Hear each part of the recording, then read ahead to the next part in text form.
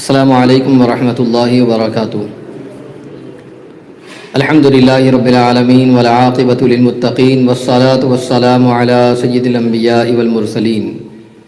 وعلی آلہ واصحابہ الطیبین الطاہرین، اما بعد۔ پڑھیں الصلاة والسلام علیک یا رسول اللہ، الصلاة والسلام علیک یا حبیب اللہ، الصلاة والسلام علیک یا نبی اللہ وعلی آلک واصحابک یا نور اللہ صلی اللہ تعالی علیہ وسلم۔ میرے پیارے آقا صلی اللہ علیہ وسلم کے پیارے دیوانوں، آج انشاءاللہ آپ دینی علم کے حوالے سے کہ علم دین کا سیکھنا کتنی زیادہ اہمیت کا حامل ہے اور کتنا زیادہ ضروری ہے، اور صحابہ کرام میں بھی وہ صحابہ جنہوں نے فقہ کی تعلیم کو حاصل کیا، دوسرے صحابہ ان کی بارگاہ میں رجوع ہوا کرتے اور ان سے مسائل کے حوالے سے معلومات بھی لیا کرتے۔ یہ بڑی فضیلت کی بات ہے۔ آج ہم دنیاوی طور پر ایجوکیشن تو حاصل کرتے ہیں، بہت زیادہ پڑھنے کی کوشش بھی کرتے ہیں، مگر دین کے حوالے سے ہم یہ کوشش نہیں کرتے کہ ہم دین کے حوالے سے زیادہ مسائل کو جانیں اور اس جانکاری کو حاصل کریں۔ بندے کے لیے بڑی فضیلت یہ ہے کہ بندہ دین میں تفقہ یعنی سمجھ بوجھ حاصل کرے، گہرائی کے ساتھ میں اسے جانے، اس مسائل کو سیکھے، اس مسائل کو جانے۔ دین کی سوجھ بوجھ اور دین کی گہرائی اور یہ بصیرت جو ہے اللہ تبارک و تعالیٰ کی جانب سے ایک بہت بڑا انعام ہے، اور جس کو یہ حاصل ہو جائے سبحان اللہ، پھر اس کا کیا کہنا۔ بزرگان دین کی زندگی دیکھیں کہ انہوں نے دین کے حوالے سے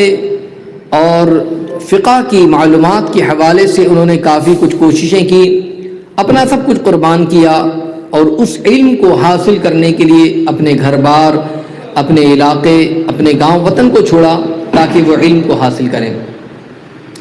آپ دیکھیں حدیث رسول کی روشنی میں آپ جانیں کہ حضرت سیدنا ابو ہریرہ رضی اللہ تعالیٰ نے روایت بیان کرتے کہ پیارے آقا نور مجسم صلی اللہ علیہ وسلم نے فرمایا ہے، جس کا مفہوم ہے کہ آقا علیہ السلام نے جو فرمایا کہ اللہ کے بندوں کے لیے اس سے بڑھ کر کوئی فضیلت کی بات نہیں ہو سکتی کہ دین میں وہ سمجھ حاصل کریں، اس سے بڑی فضیلت کی بات نہیں ہو سکتی۔ اور دین کی سمجھ رکھنے والا ایک عالم ہزاروں عابدوں سے زیادہ شیطان پر بھاری ہے۔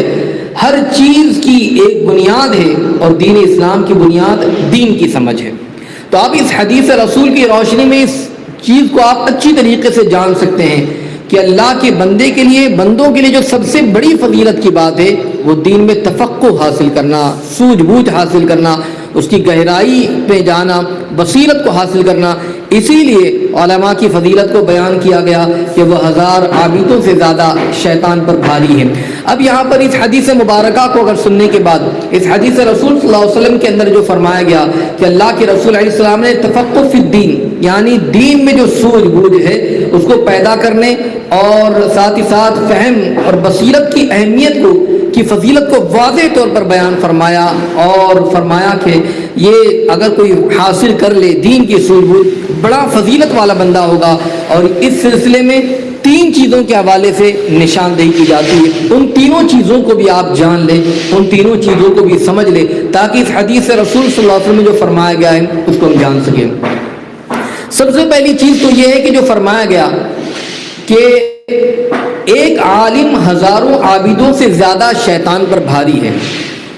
تو یہاں پر جو بتایا جا رہا ہے، فرمایا جا رہا ہے کہ شیطان پر ایک صاحب علم ہزاروں عابدوں سے زیادہ بھاری کس لیے ہے، اس کی وجہ بیان کی جا رہی ہے۔ وجہ یہ کہ ہزار سادہ نو عابد جو صرف اور صرف عبادت سے اس کا معاملہ ہوتا ہے، تو اس کو بہکانا، اس کو گمراہ کرنا، اس کو راستے سے ہٹا دینا یہ بہت آسان کام ہے۔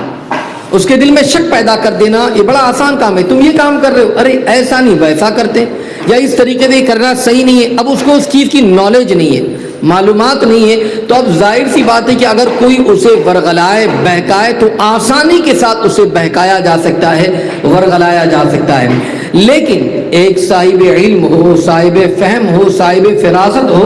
تو تو اگر وہ عالم ربانی ہے تو یاد رکھ لیجئے اس کو حق کے راستے سے ہٹانا یہ بڑا دشوار کام ہے،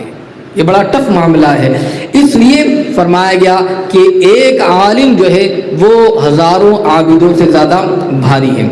اور اس لیے بھی کہ عابد کی عبادت عام طور پر جو ہوتی ہے وہ صرف اور صرف اس کی ذات کے لیے ہوتی ہے۔ اگر وہ عابد ہے، رات بھر سجدے کر رہا ہے، تو وہ اپنی آخرت کو سنوارنے کے لیے اپنے آپ کو سنوارنے کی کوشش کرتا ہے، اور یہ کوشش کرتا ہے، اسی کوشش میں لگا رہتا ہے کہ میں نماز پڑھوں مجھے ثواب ملے، تلاوت کروں مجھے ثواب ملے، ذکر کروں مجھے ثواب ملے، وہ پرٹیکولر اپنے آپ کے حوالے سے فائدہ پہنچانے کی وہ کوشش کرتا ہے۔ مگر اس کے بعد جو فرمایا گیا کہ اگر ایک عالم ربانی ہو، واقعی خدا کا نیک بندہ ہو اور عالم ہو، تو یاد رکھ لیجئے وہ دینی بصیرت کو جاننے والا، وہ تفقہ فی الدین پر مہارت حاصل کرنے والا، وہ اگر کوئی عمل کرتا ہے یا عبادت کرتا ہے تو اس کا معاملہ صرف یہ نہیں ہوتا کہ وہ اپنے آپ کو سنوار لے، اپنے آپ کو سدھار لے، بلکہ اسے جو نالج ہے وہ شیئر کرتا ہے، وہ ہزاروں کے ذریعے ہزاروں کو بتاتا ہے، لاکھوں تک اس پیغام کو پہنچاتا ہے، وہ اپنی آخرت کے ساتھ لوگوں کو بھی دین کی طرف مائل کرتا ہے اور لوگوں کو بھی اس طرف مائل کرنے کی کوشش کرتا ہے تاکہ لوگ سدھر جائیں اور دین کی طرف گامزن ہو جائے، مائل ہو جائیں، اور جو ہے دین کے معاملات کو اچھی طریقے سے سمجھ لے۔ تو اس کے لیے بھی اس چیز کے حوالے سے بیان کیا گیا۔ اور اسی کے ساتھ ساتھ ہر چیز کا استحکام اور بقا کی بنیاد ہوتی ہے۔ فرمایا گیا کہ دین کے قیام اور اس کے استحکام کی بنیاد جو ہے وہ دین میں گہری سوجھ بوجھ ہے۔ اگر کوئی دینی کوئی اگر کہے میں مسلمان ہوں، مگر اس پر واقعی طور پر وہ مسلمان ہے، اپنے آپ کو کہنے والا ہے، اپنے آپ کو ثابت کرنے کے لیے اس کو اس دین کے بارے میں جس دین کو وہ فالو کر رہا ہے اس کے حوالے سے اس نے بہت زیادہ گہری سوچ رکھنی ہوگی، سمجھ رکھنی ہوگی۔ ہو سکتا ہے اسے کوئی کچھ پوچھ لے دین کے حوالے سے، اسلام کے حوالے سے، تو اگر اسے اس چیز کے بارے میں معلومات نہ ہو تو شرمندہ ہونا پڑے گا۔ تو فرمایا گیا کہ اس کے حوالے سے گہری سوجھ بوجھ رکھنا یہ دین کے استحکام کی بنیاد میں سے ہے۔ اس لیے ہمیں چاہیے کہ دینی تعلیم کو حاصل کریں، اسلامی تعلیمات کو حاصل کریں اور فقہ کے حوالے سے جاننے کی کوشش کریں تاکہ جو ہے یہ فضیلت بھی اسے حاصل ہو جائے۔ اسی کے ساتھ ساتھ میں اگر آپ دیکھیں کہ اگر انسان کامیاب ہونا چاہتا ہے اس کی دنیا کی زندگی اور آخرت کے مراحل کو اگر کامیاب بنانا چاہتا ہے تو یاد رکھ لیجئے دین میں گہری بصیرت اور دین کی گہری سوچ اس کے لیے بہت زیادہ ضروری ہے۔ اس کے بغیر کامیابی ممکن ہی نہیں۔ جیسے حضرت مجاہد نے فرمایا قرآن مقدس میں اللہ رب العزت فرماتا ہے یا ایھا الذین آمنوا اطیعوا اللہ واطیعوا الرسول واولی الامر منکم۔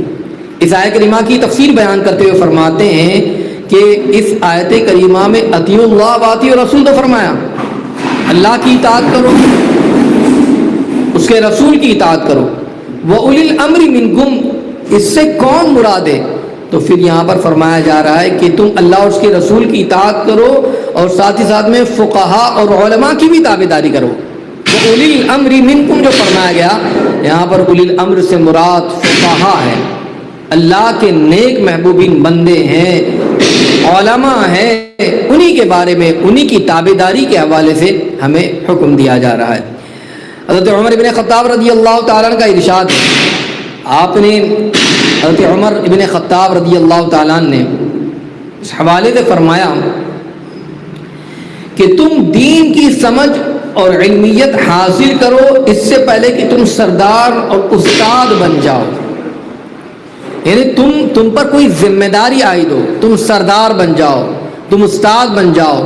اس سے پہلے تمہاری ذمہ داری یہ ہے کہ تم دین کے علم کو حاصل کرو، اس سے کہ اس منصب پر جانے کے بعد اب آپ کے لیے وقت وغیرہ بھی بہت کم ہو جائے گا، مصروفیات بھی بڑھ جائیں گی، معاملات بھی سامنے ہوں گے، تو فرمایا کہ اس سے پہلے کہ تم استاد یا سردار بنو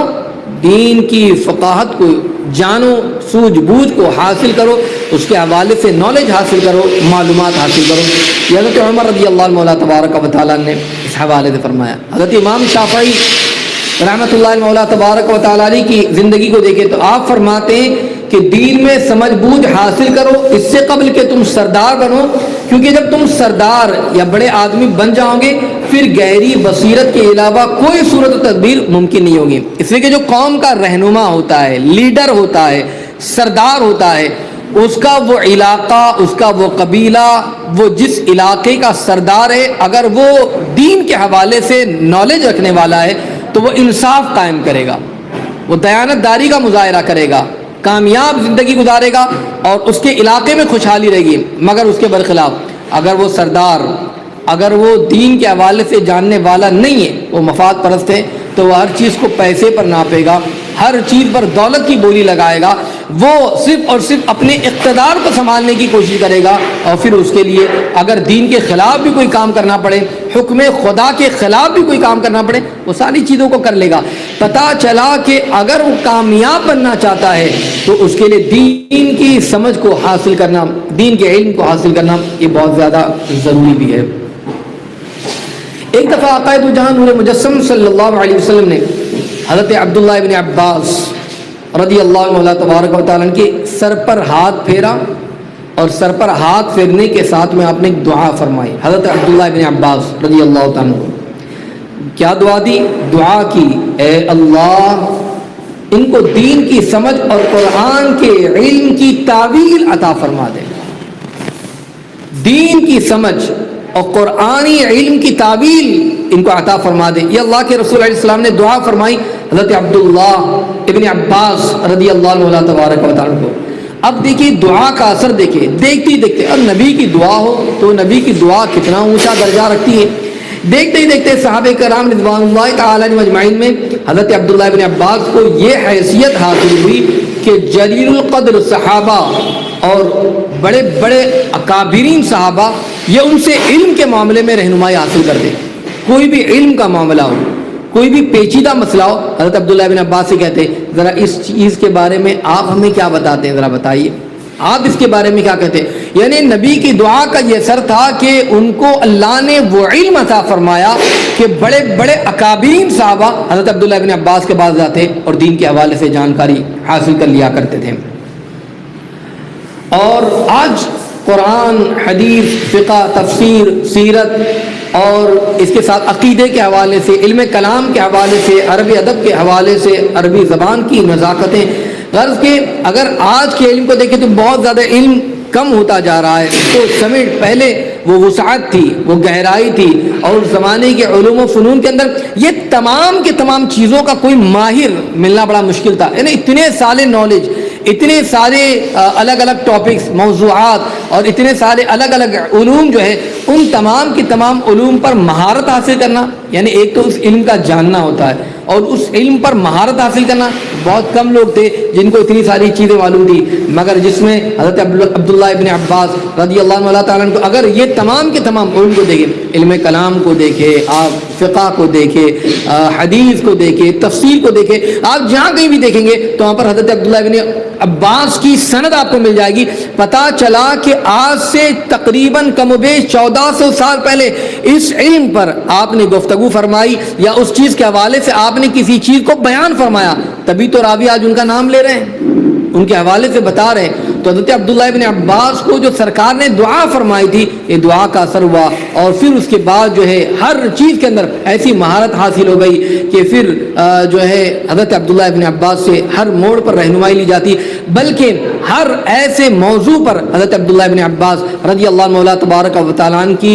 بصیرت اور آپ کی نالج اور آپ نے جو کچھ بھی باتیں بیان فرمائی ہے آج ہم تک پہنچی بھی ہے، آج ہم تک پہنچی ہے۔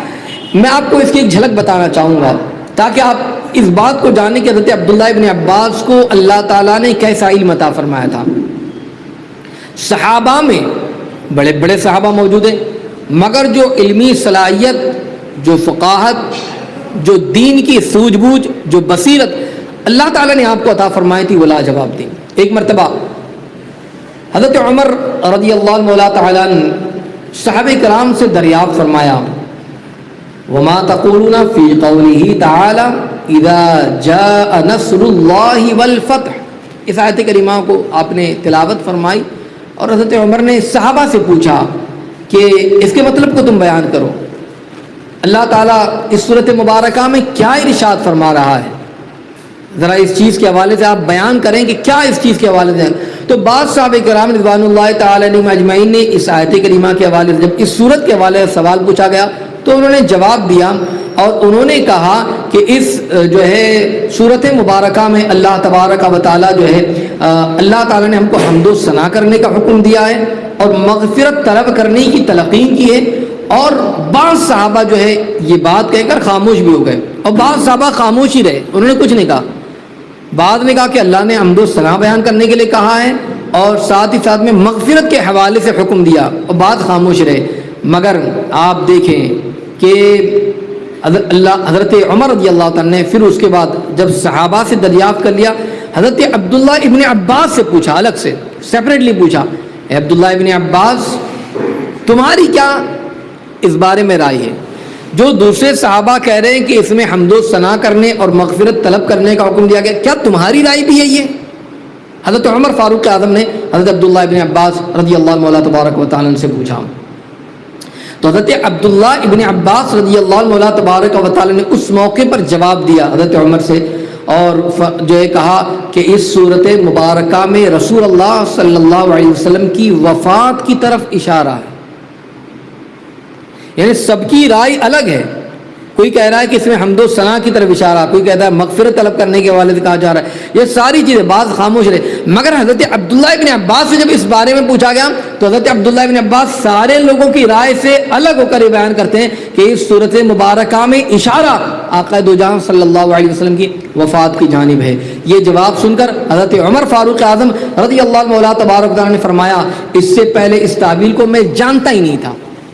تو اللہ تعالیٰ نے وہ فقاہت, وہ بصیرت, وہ دین کی سمجھ حضرت عبداللہ ابن عباس رضی اللہ مولا تعالیٰ کو عطا فرمائی. یہ نبی کی دعا کا اثر ہے, اللہ تعالیٰ نے وہ علم آپ کو عطا فرمایا. حضرت عبداللہ ابن عباس کا اس آیت مبارکہ میں جو منفرد جواب ہے, سب سے ہٹ کر جو الگ انداز ہے, یہ ان کی صحیح فکر پر دلالت بھی کرتا ہے اور ساتھ ہی ساتھ میں جو اللہ کے رسول علیہ الصلوۃ والتسلیم نے دعا فرمائی تھی, یہ دعا کا بھی یہ نتیجہ ہے. آقا علیہ السلام نے صحابہ کرام کو مخاطب ہو کر جو فرمایا کہ جس کا مفہوم ہے کہ زمین کے مختلف خطوں سے لوگ تمہارے پاس آئیں گے تاکہ دین میں تفقہ حاصل کریں. الگ الگ علاقوں سے, الگ الگ جگہوں سے تمہارے پاس آئیں گے تاکہ دین کے حوالے سے جانکاری حاصل کریں. جب وہ تم سے ملے تو تم ان کو خیر کی وصیت کرنا.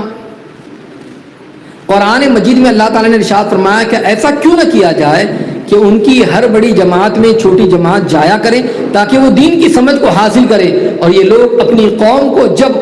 وہ ان کے پاس آئیں تو ان کو ڈرائیں تاکہ وہ ڈر جائیں. جو جماعت علم دین حاصل کرنے کے نام سے جمع ہو, اس کا کام یہ کہ وہ دین کے اندر سوجھ بوجھ پیدا کرے, دین کی سمجھ کو حاصل کرے. الحمدللہ سنی دعوت اسلامی کا یہی طریقہ ہے کہ مختلف طور پر جو ہے الگ الگ جگہوں پر جا کر علم دین کو پھیلانا یا مختلف مقامات پر بلا کر علم دین کو حاصل کرنا, علم دین کو سیکھنا سکھانا, تاکہ ہم دین کے حوالے سے جانکاری حاصل کریں اور جو ہے علم کے حوالے سے فرمایا گیا ہے اس کے حوالے سے کچھ نہ کچھ جانکاری حاصل کرتے رہیں. یہ ہر شخص کی ذمہ داری ہے کہ وہ شخص جو ہے وہ فقہ کو حاصل کرے, اس کے مسائل کو جانے, مسائل کی طرف جو ہے توجہ کرے, خود اپنی بھی توجہ کرے, اپنے گھر والوں کو بھی اس جانب راغب کرنے کی کوشش کرتے رہیں. اس لیے کہ اللہ جس کے ساتھ بھلائی کا ارادہ فرماتا ہے اسے دین کی سمجھ عطا فرما دیتا ہے. آقا علیہ السلام نے حضرت علی کے بارے میں فرمایا تھا, اے اللہ علی کو دین کی سمجھ عطا فرما. یہ دعا اللہ کے رسول نے اس وقت فرمائی تھی جب حضرت علی کو ملک یمن کی طرف روانہ فرمایا تھا. تو گویا کہ آقا علیہ السلام دعا فرمایا کرتے, کبھی حضرت علی کو آپ نے دعا دی, کبھی حضرت عبداللہ ابن عباس رضی اللہ مولا تبارک و تعالیٰ کو دعا دی, کبھی اس طریقے سے. گویا کہ یہ سب دعائیں میرا آقا علیہ الصلوۃ والتسلیم جو ہے علم کے حوالے سے دعائیں دیا کرتے تھے, اور جس کو میرا آقا علیہ السلام نے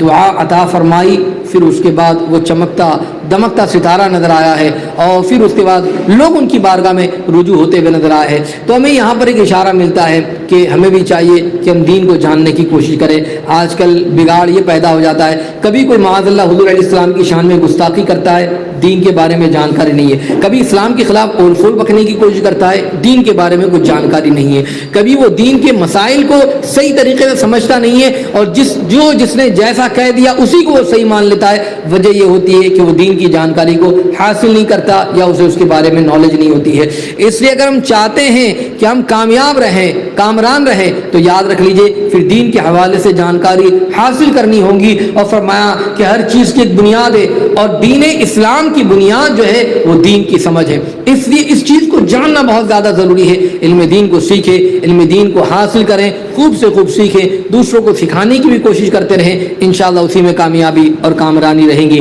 اللہ رب العزت کی بارگاہ میں دعا ہے, مولا تبارک و تعالی ہم تمام کو اس پر عمل کی توفیق عطا فرمائے, دین کی سمجھ حاصل کرنے کی مولا تبارک و تعالی توفیق عطا فرمائے, صحابہ کرام کے نقش قدم پر چلنے کی توفیق عطا فرمائے, پیارے آقا نور مجسم صلی اللہ علیہ وسلم کی اطاعت و فرمانبرداری کی توفیق عطا فرمائے. استغفر اللہ العظیم الذی لا الہ الا هو الحی القیوم واتوب الیہ وما علینا الا البلاغ المبین. السلام علیکم ورحمۃ اللہ وبرکاتہ.